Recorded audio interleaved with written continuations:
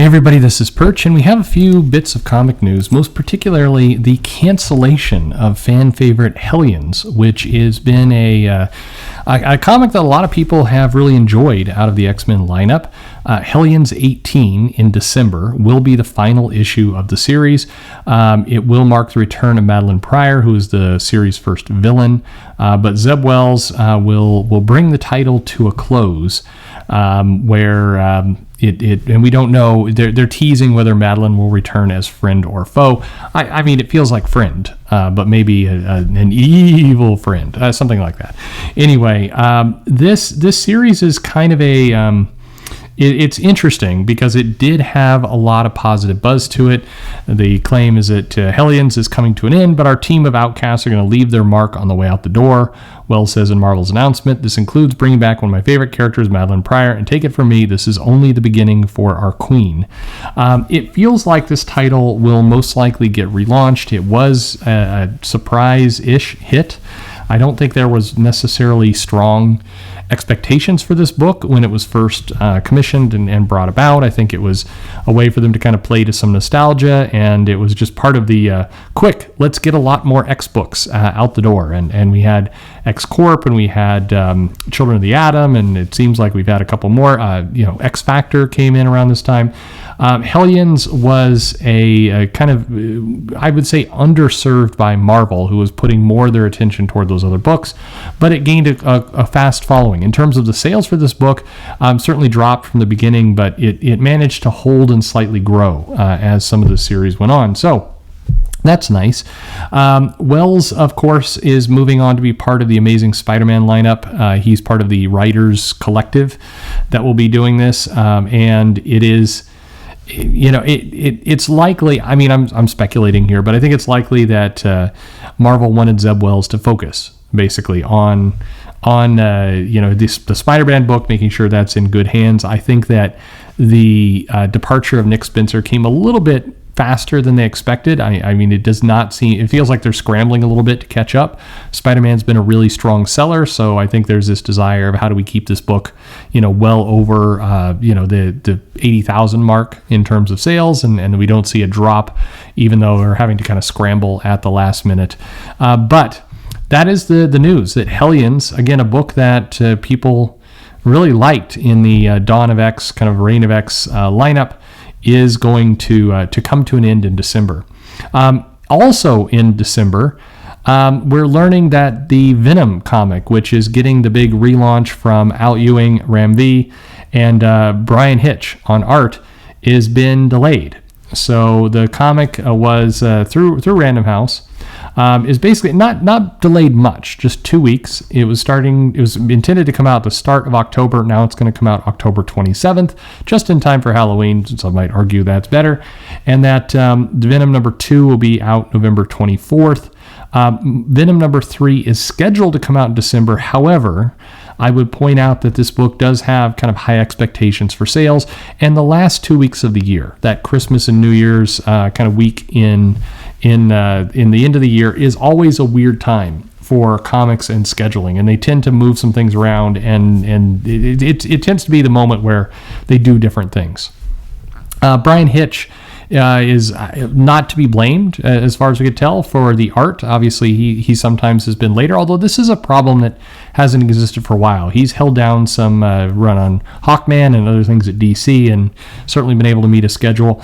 Brian said that he finished drawing the 42-page Venom number 1 in July, and so he, in theory, is well done. So it's hard to tell exactly why this title is being delayed. I think it's it's not for the movie. The movie is coming out almost a month earlier. It may be a paper shortage thing. It may be just general scheduling conflicts of when Marvel are trying to put things out. One kind of long shot idea here is that Penguin Random House is getting a little bit more in the driver's seat in terms of how these titles are scheduled and what they're trying to do. So it could be that's part of the delay. Again, given that the art, unless Brian Hitch is totally lying, which I do not think is the case, it feels like something is certainly going on here. And I would, my personal, wild ass guess would be that it's a publishing call. The the other bit of news that's coming out in December is that we're going to be getting some one-shots, 5 of them, that will run every week during the month. And they will be one-shots set in the world of the Wastelands. And this is the Old Man Logan time period. So this will feature a brand new Old Man Logan story, an Old Man Hawkeye story, a Old Man Peter Quill story, an Old Man Doctor Doom story, and I guess an Old Woman Black Widow story, who is, these 5 stories are going to feature some level of continual story, or there will be some connective tissue here, but this is being done by some relatively, I don't want to say unknown artists and writers, but the first issue coming out at the beginning of December will be done by Stephen DeKnight, who worked on the Netflix Daredevil show, with artist Ibrahim Mustafa, which will be the new Old Man Logan story, set after the events of the original story, but before the all the shenanigans that happen after that.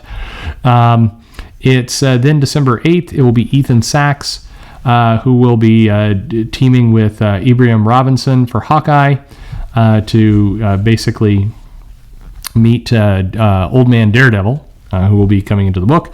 Then December 15th will be Star-Lord #1 by Rich Dweck and Brent Pepples, bringing Peter Quill back from space again to Earth for some reason.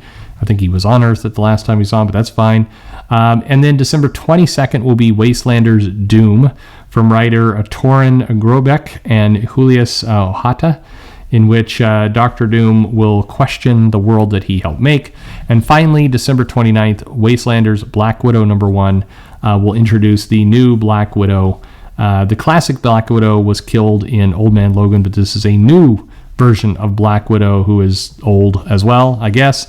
Anyway, and we don't have a creative team there. Maybe this is Yelena. Nobody knows.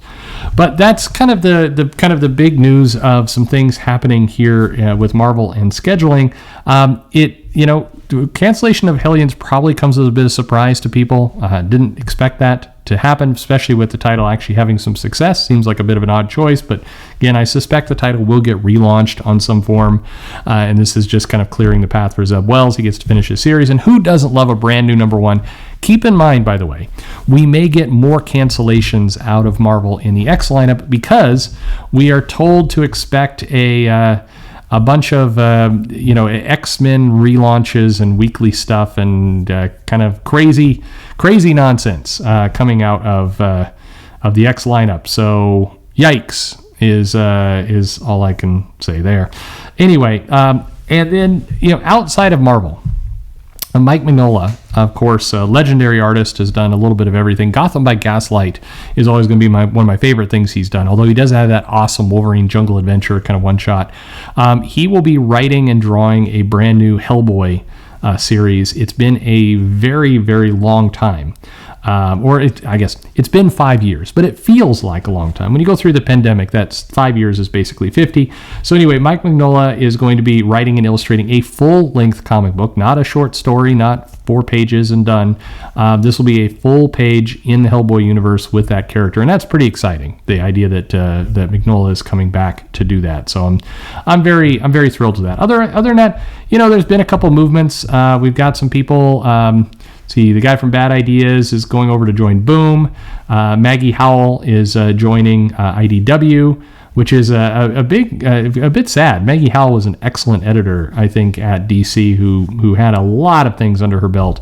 So she is going to be going to IDW along with Mark Doyle, who's been at IDW now for a while. So Maggie Hall will be senior editor of original content, which is a pretty cool move up for her. She worked on the White Knight universe, of course, with Sean Gordon Murphy. She's done stuff with the Sandman universe and Hill House Comics. She did the Tom King stuff with Mr. Miracle and Far Sector. But anyway, that's a pretty big loss, I would say, for DC, who at this current stage in the game can't lose editors. Like that's a bit terrifying. But anyway, that's kind of the news. So are you picking up any of these? Are sad about Hellions going away? What do you think about this Venom delay? How about these 5 new? Have you been itching to get back to the Old Man Logan Wasteland stories? Let me know in the comments below. Are you excited about Mike Mignola coming back and doing a full comic? I think that's pretty awesome. Anyway, that's the news. So let me know what you're interested in the comments. Thanks for listening.